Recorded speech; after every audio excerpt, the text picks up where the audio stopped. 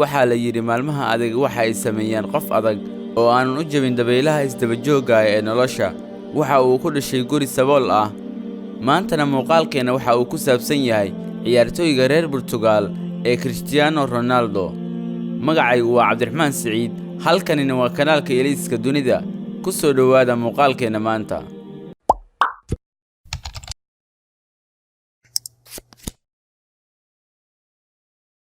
magaciisa oo dhammaystiran waa Cristiano Ronaldo dos Santos Aveiro.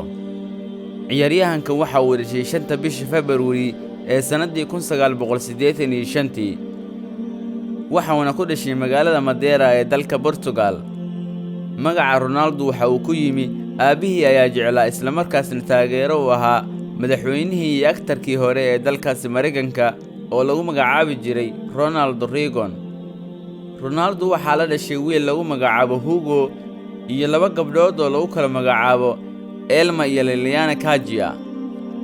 Ronaldo waa shakhsi daacad ah oo qalbi nadiif ah leh, sidoo kale waa shakhsi ixtiraama ciyaaryahanada kale ee kubadda cagta, kuna ixtiraama garoonka gudihiisa iyo dibaddiisa. xiddigan ayaa jecel dhinaca samafalka iyo inuu garab istaago waqti kasta dadka dhibaataysan. carruurta ayuu aad u jecel yahay, isagoo weli uusan hilmaamin dhibaatooyinkii uu soo maray yaraantiisii. akhlaaqdiisa wanaagsan iyo xirfadiisa kubadda cagta ayuu ku kasbaday qulubta malaayiin qof ee ku kala nool dunida.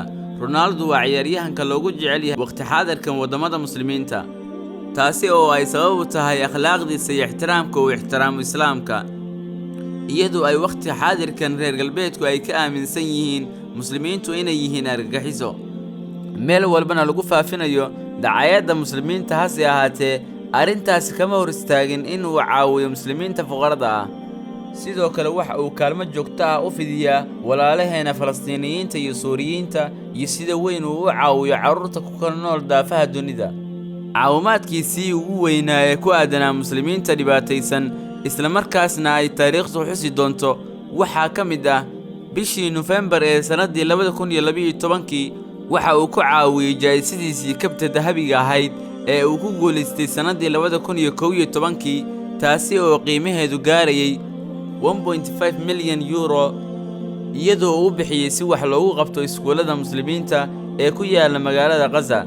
sidoo kale waxa uu caawimaad ballaaran u fidiyay hay'ado caawiya carruurta ku awoomoobay dalka uu dagaalku ragaadiyay ee Suuriya.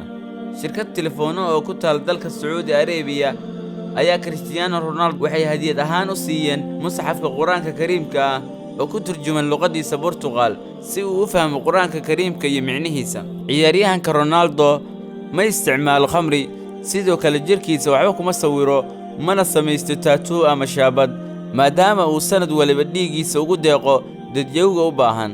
intaas ayaan ku soo gabagabeynayaa muuqaalkeena maanta. fi amaanillah.